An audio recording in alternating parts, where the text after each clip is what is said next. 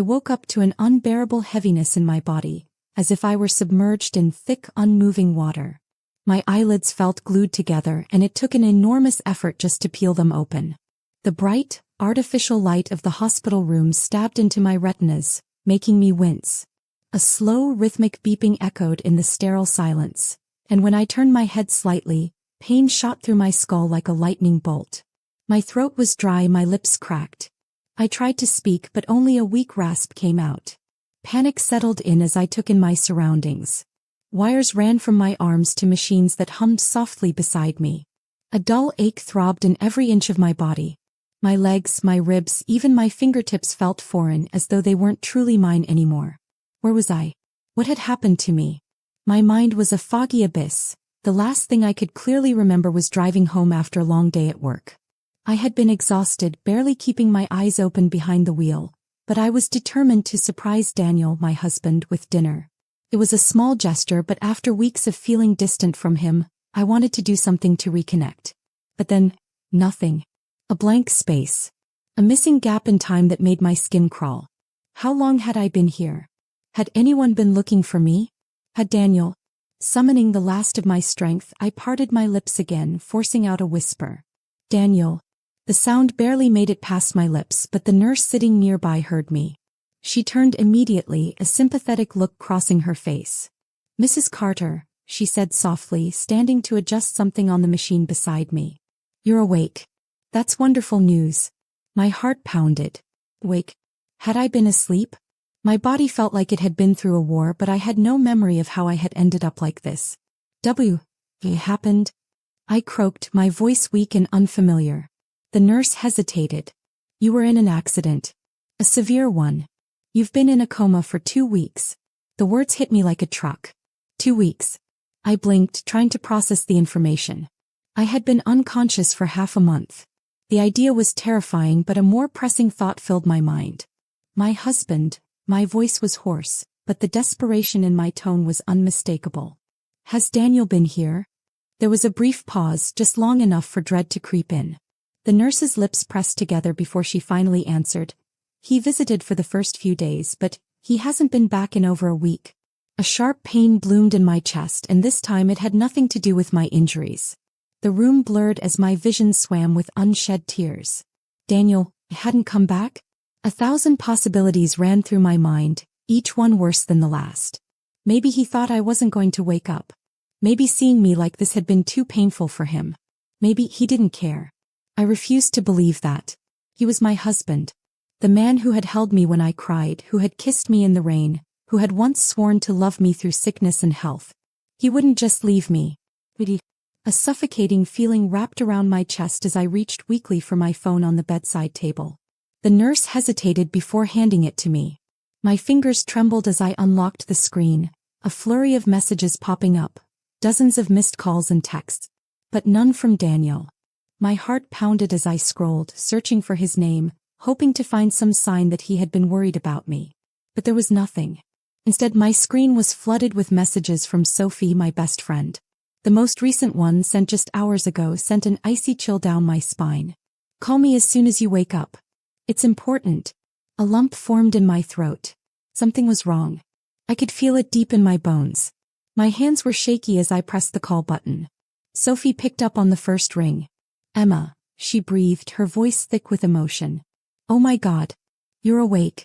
Sophie, my voice cracked, my exhaustion catching up with me. What's going on? Where's Daniel? There was a long silence on the other end. I could hear her breathing, hear the hesitation in the way she struggled to find the right words. And then, Emma, there's something you need to know about Daniel. A cold dread settled in my stomach. I already knew. Even before she said it, even before she confirmed my worst fear, I knew. He's been living with another woman, Sophie finally said, her voice barely above a whisper. He moved in with her a week after your accident. The world seemed to tilt on its axis. My breath came in sharp, ragged gasps. No, it couldn't be true. It wasn't possible. Daniel wouldn't do that to me. Not when I had been lying in a hospital bed, broken and helpless. Not after everything we had been through. But deep down I knew the truth. The signs had been there long before the accident.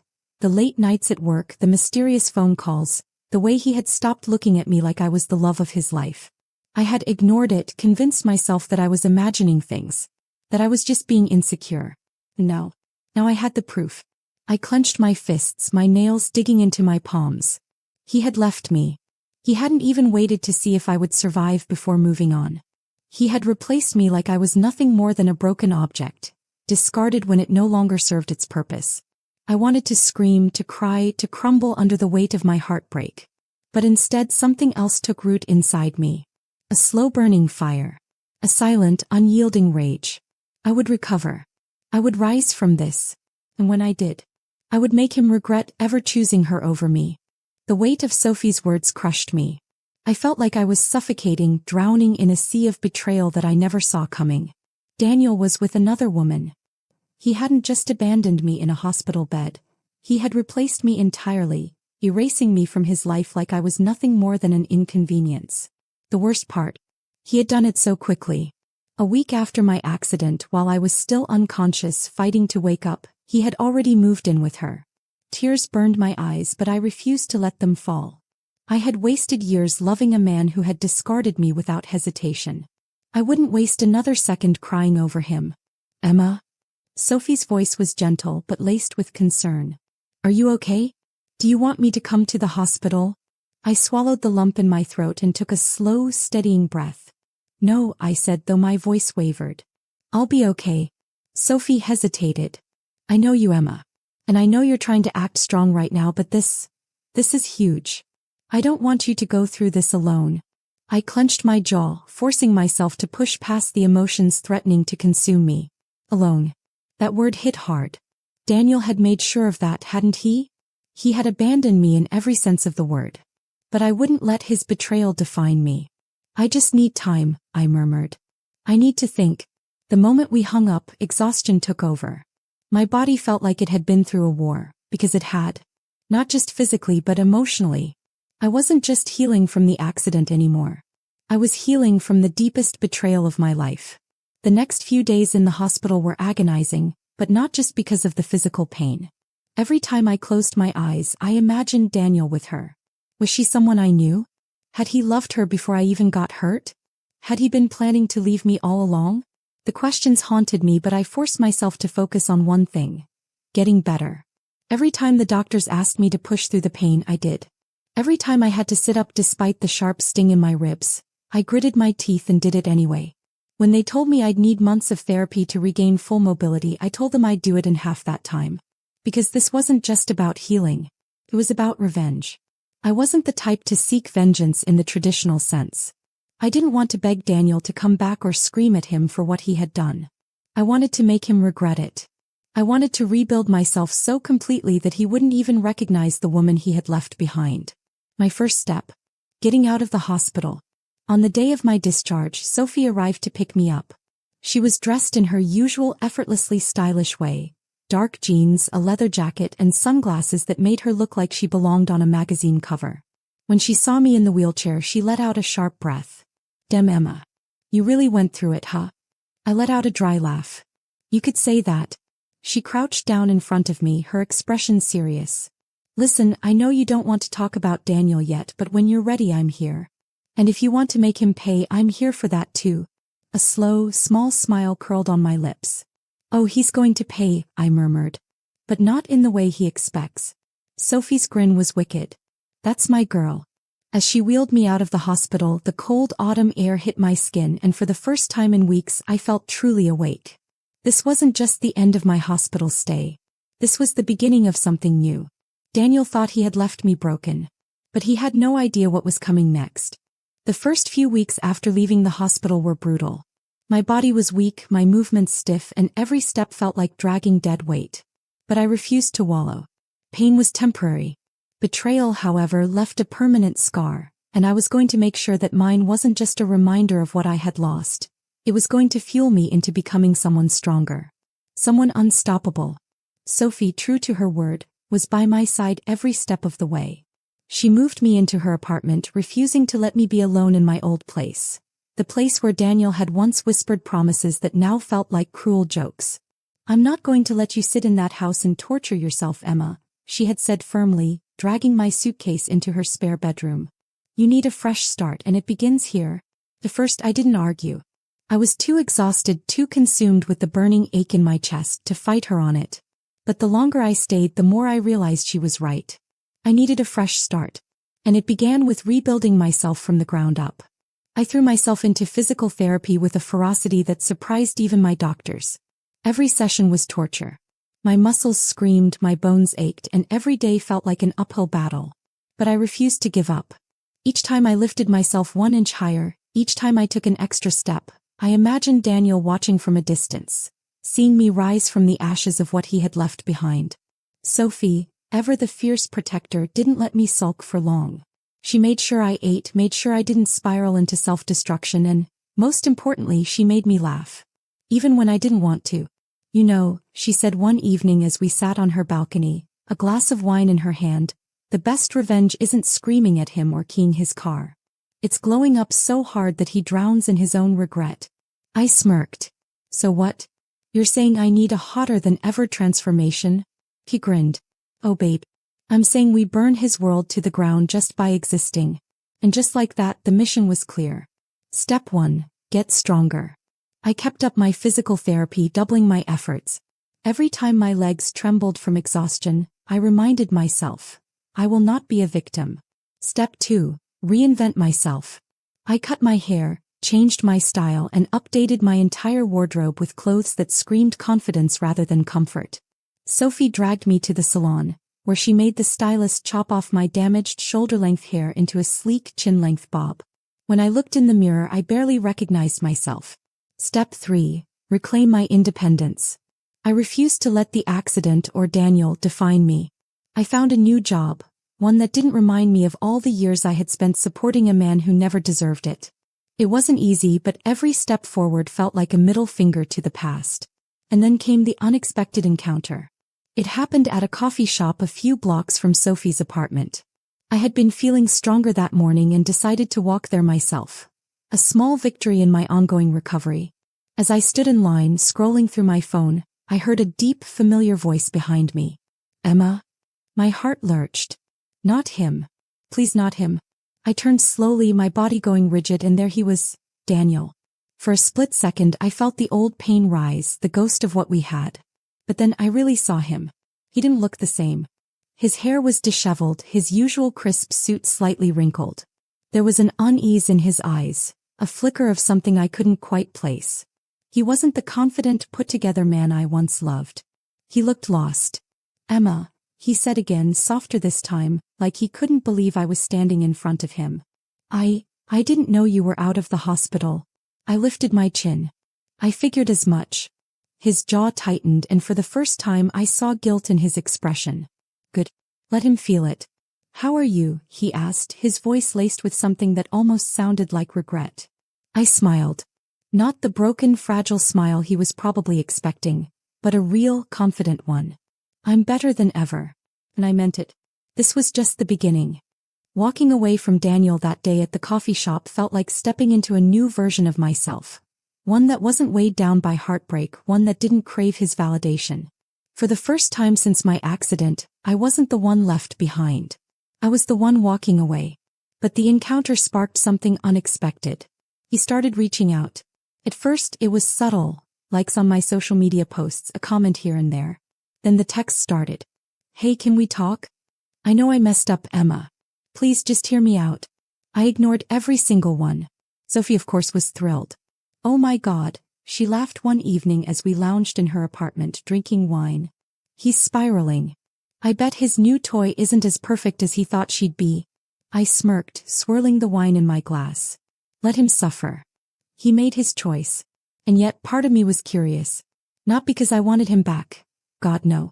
But because I wanted to see just how much he regretted choosing someone else over me. I wanted him to look at me and realize he had thrown away the best thing in his life. So when I accidentally ran into him again at a mutual friends gathering, I decided to have a little fun.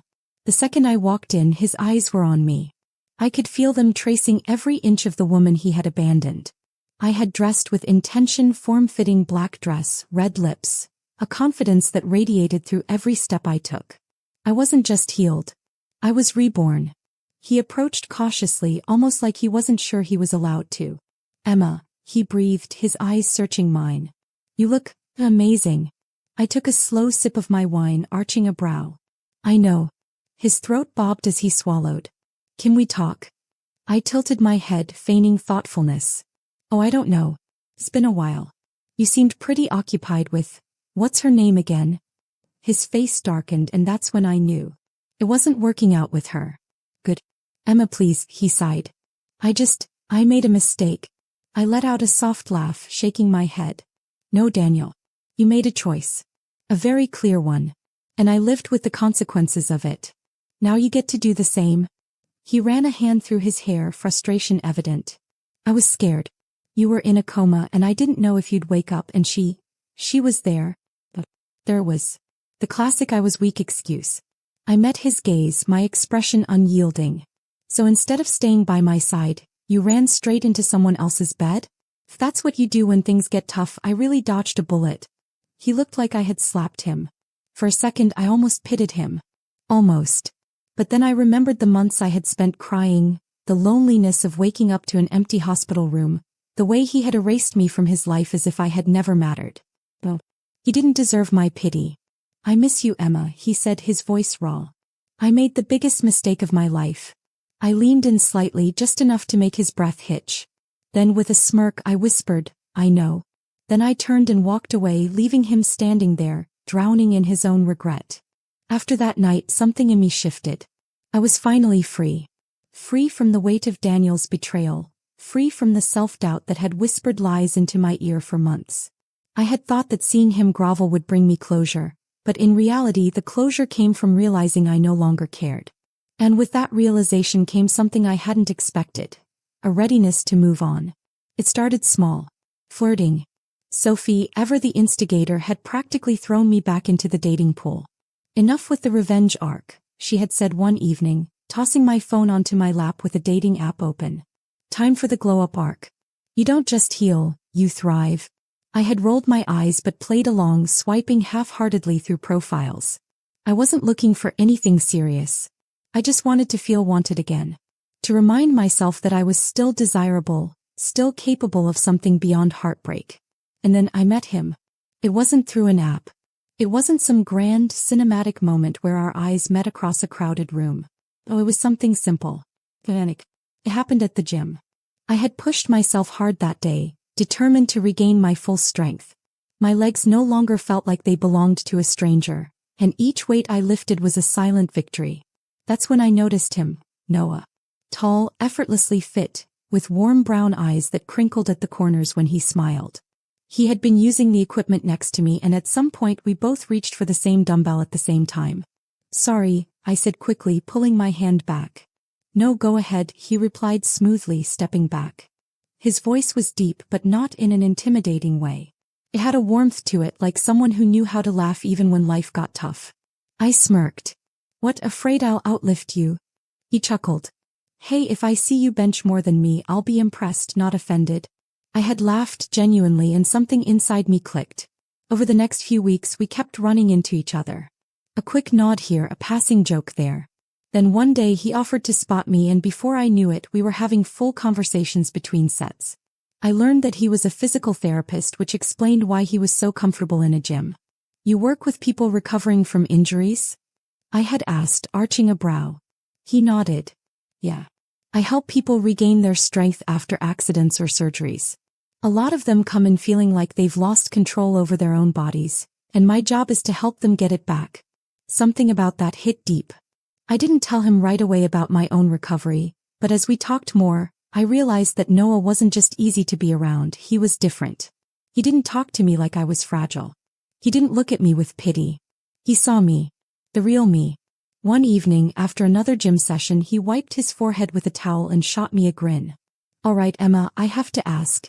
Do you ever do anything other than train like a warrior? I laughed. Wouldn't you like to know? His smile widened.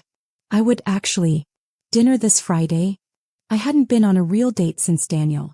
The thought of it had always felt impossible. But as I looked at Noah, at his kind eyes, his easy confidence, I realized that for the first time in a long time, it didn't feel scary. It felt exciting. So I took a deep breath, met his gaze and said, I'd love to. Friday night arrived faster than I expected, and with it came a wave of nervous excitement I hadn't felt in years. A first date. A real, genuine first date. Not with someone familiar, not with someone from my past, but with someone new. Someone who saw me as I was now, not as the broken woman Daniel left behind. Sophie, ever the enthusiastic best friend, was practically bouncing with energy as she helped me get ready. I still can't believe it, she said, curling the last strand of my hair. Emma Carter is going on a date. With a ridiculously hot physical therapist, no less. I rolled my eyes. It's just dinner. She smirked. Dinner with a guy who has been flirting with you at the gym for weeks. Oh please. This is the beginning of your soft girl era. I laughed, shaking my head. But deep down I knew this was more than just dinner. It was my first step into something new, something terrifying but also exhilarating. When Noah arrived to pick me up, I almost lost my breath. He wasn't dressed in his usual gym attire, but in a dark blue button-up and fitted jeans that made him look effortlessly handsome. And when he saw me, his eyes widened slightly before he smiled. Wow, he said, exhaling. You look incredible. A warmth spread through my chest. It had been a long time since someone looked at me like that. The restaurant he chose was intimate but lively, the kind of place that had a cozy warmth to it. Over dinner, the conversation flowed easily and I found myself laughing more than I had in months. Noah had an energy that was magnetic, confident but not overbearing, playful but genuine. And most of all, he listened. Not just the polite kind of listening, but the kind that made you feel seen. So tell me something, he said, resting his chin on his hand. What's one thing you've always wanted to do but never had the chance to? I blinked, caught off guard. No one had ever asked me that before. Not even Daniel. I thought for a moment before saying, travel alone. Just pack my bags and go somewhere new, without having to think about anyone else's schedule or plans. He tilted his head. So why haven't you? I hesitated. Because I had spent years prioritizing someone else's life over my own. Because I had been the kind of woman who always compromised, always put others first. Because I was waiting for the right moment, I finally said. But I think I'm done waiting. A slow smile spread across his face. Good. You shouldn't have to. There was something in the way he said it that made my chest tighten. Not with fear but with something dangerously close to hope. After dinner, we walked along the riverfront, the cool evening air wrapping around us. At one point he paused and turned to me. Can I ask you something? I nodded. Have you been hurt before? His voice was careful, gentle. I swallowed, feeling the familiar sting of old wounds. Yes. He didn't ask for details. He didn't push. Instead he simply said, whoever hurt you, he was an idiot. A soft laugh escaped me. You don't even know the story. I don't have to, he said, meeting my gaze. A man who lets go of someone like you? That tells me everything I need to know. And for the first time since Daniel shattered me, I felt something new begin to grow. Something fragile. Something terrifying. But above all else, something real. And as Noah reached for my hand, threading his fingers through mine, I realized that maybe, just maybe, I was ready for this. The weeks that followed my first date with Noah were unlike anything I had experienced before. There was no rush, no pressure, no mind games. Just two people enjoying each other's company. We went on more dates. Coffee runs that turned into deep conversations, gym sessions that were more about teasing each other than actually working out, late-night phone calls that made me laugh until my stomach hurt.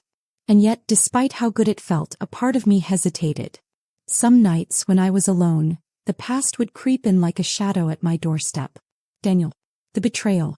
The accident. It wasn't that I missed him, I didn't. But the scars he left ran deeper than I wanted to admit. Could I really trust again? Could I really open myself up to something new? Sophie saw the hesitation before I even said a word. One night as we lounged in the living room, she sighed and turned to me. Hey Spill. What's going on in that overthinking brain of yours? I toyed with the hem of my sweater. Just, Noah. He's great. Really great. And that scares me. She arched a brow. Because. I exhaled. Because what if I get hurt again? What if I open up and it all falls apart like last time? Sophie was silent for a moment before she said, let me ask you something. Was it Daniel who hurt you or was it love? I frowned. What? She leaned forward. You're scared of love, Emma. But love didn't betray you, Daniel did. He was the one who made the choice to leave. He was the one who didn't deserve you. But that doesn't mean Noah will do the same. I stared at her, letting her words sink in. He was right. I had spent so long associating love with pain that I forgot what it was supposed to feel like. Love wasn't supposed to be full of doubt and anxiety. Love wasn't supposed to make me feel small and unwanted. Noah wasn't Daniel. That realization hit me hard. And then, as if the universe was determined to test me, Daniel came back into my life. It happened on a rainy afternoon when I least expected it. I had just finished a session at the gym when my phone buzzed with a text from an unknown number. Daniel. Hey Emma. I know I'm the last person you want to hear from, but I need to talk to you. Please. My heart didn't race. My stomach didn't drop. I felt nothing. I stared at the message for a long moment before showing it to Sophie. She snorted. And here he comes. The man, the myth, the walking disaster. I smirked. You think I should respond? She leaned back, swirling her coffee. Depends. Do you want to hear whatever pathetic excuse he's about to offer? Or do you just want to leave him in the past where he belongs? I thought about it. I had spent months rebuilding myself. Letting go of the pain, the resentment. And while a part of me didn't care what he had to say, another part of me, the stronger part, wanted closure. So I texted back. Fine. One conversation. But don't expect anything from me. When I agreed to meet Daniel, I didn't do it because I missed him. I did it because I was ready to close that chapter of my life for good. We met at a quiet cafe, a place I used to love but had avoided after everything that happened. As I walked in, I spotted him immediately. He looked different. Not in the way that made me second-guess my decisions, but in the way that confirmed I had made the right choice. He was thinner, his face slightly drawn, his once meticulously styled hair now a little unkempt. But more than his appearance, it was the way he looked at me, like he was searching for something he had lost. And that's when it hit me. He had lost me. I wasn't the broken woman he had left behind in a hospital bed. I was stronger now. And nothing he could say would change that. Emma, he said the moment I sat down. His voice was softer than I remembered, as if he wasn't sure he had the right to say my name anymore. I met his gaze evenly. You said you needed to talk. So talk. He let out a slow breath, running a hand over his jaw. I don't even know where to start. I tilted my head. Try the part where you left me for someone else while I was unconscious. He flinched. Good. Let him feel it. I know I don't deserve your forgiveness, he said, his voice low.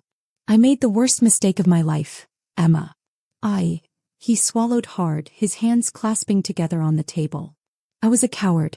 When the doctors told me you might not wake up, I panicked. And instead of being strong, instead of staying, he exhaled sharply. I ran. I watched him carefully. The old me would have clung to his words, desperate for an explanation that made sense. But now I saw them for what they were, excuses. You ran straight into someone else's arms, I said, my voice calm. And let me guess. It didn't work out.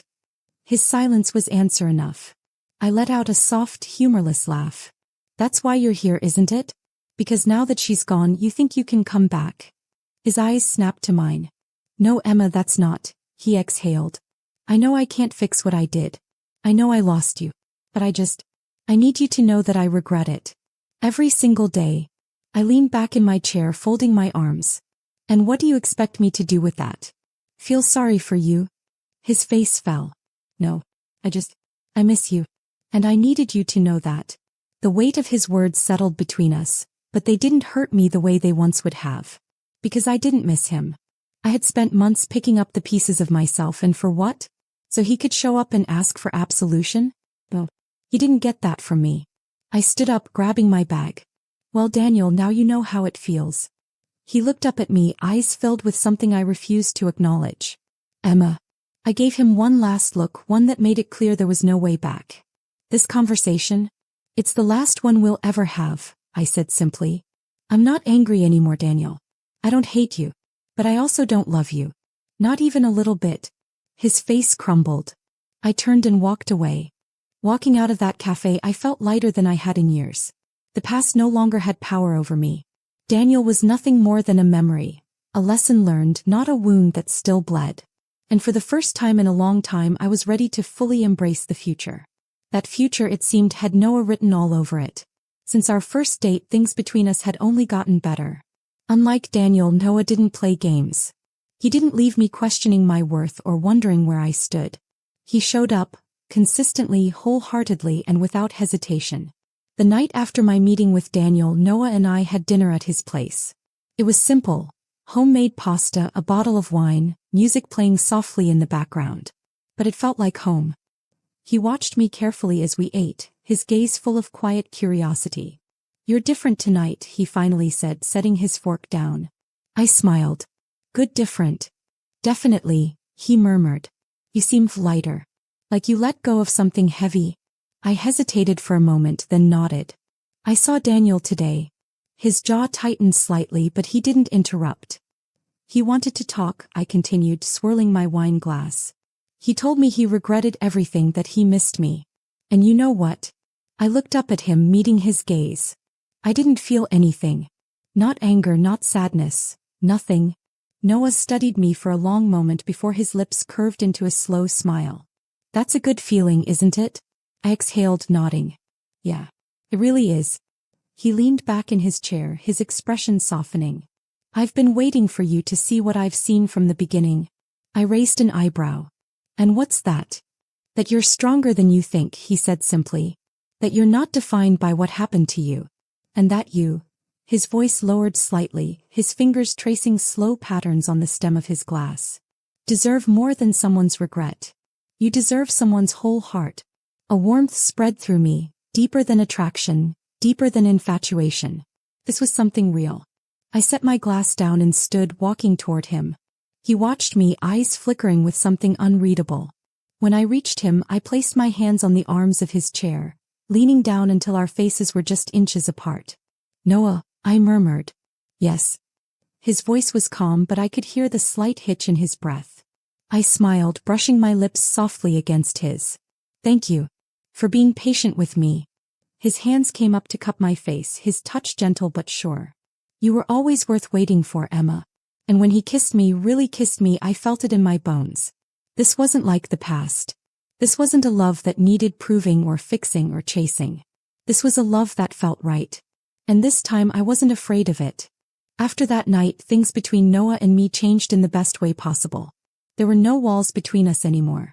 No ghosts of the past lingering in the shadows. No hesitation in my heart. For the first time in years, I was in love. Real love. The kind that didn't come with conditions or insecurities. The kind that made me laugh until my stomach hurt and filled every quiet moment with warmth. The kind I didn't have to fight for, because it was simply there. Noah had always been patient, always willing to give me space to heal. But now we were all in. We spent weekends exploring new places, trying hole-in-the-wall restaurants, and making spontaneous road trips to nowhere in particular. It wasn't about grand gestures or sweeping romance. It was about the little things. The morning coffees. The inside jokes. The way he pulled me close when he thought I was cold before I even had a chance to shiver. One evening, as we sat on his balcony watching the city lights, he turned to me and said, "You know, I've never met someone who's grown as much as you have in such a short time." I tilted my head. "What do you mean?" He smiled, tracing slow circles on the back of my hand. "When we first met, you carried yourself like someone who had been through hell but refused to break. Now you're not just surviving, Emma. You're thriving." I let his words sink in. Because he was right. I had spent so much time thinking that love had ruined me. That Daniel's betrayal had made me unlovable. That I would never be able to trust again. But now, sitting there with Noah, feeling the steady warmth of his presence, I realized something. I had been wrong. Love hadn't broken me. The wrong person had. And love, the right love, was healing me in ways I never thought possible. I turned to Noah, meeting his gaze. "You want to know the truth?" His eyes softened. "Always." I exhaled. "I was terrified of falling for you. Because the last time I let myself love someone, it destroyed me." He didn't flinch, didn't pull away. He simply squeezed my hand, his voice steady. "And now?" I smiled. "Now I'm not afraid anymore." His breath hitched slightly, and in that moment I knew that he felt it too. This was something real.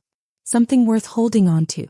And when he pulled me into his arms, pressing his lips softly against my forehead, I closed my eyes, letting myself finally, fully, completely fall. Because this time I wasn't falling into heartbreak. I was falling into something real. Falling in love with Noah wasn't a sudden, dramatic revelation. It was a quiet certainty that grew stronger every day. I didn't wake up one morning with the realization that I loved him. Instead, it was in the small, everyday moments that I saw it so clearly. Like when he made me tea before bed because he knew I had trouble sleeping.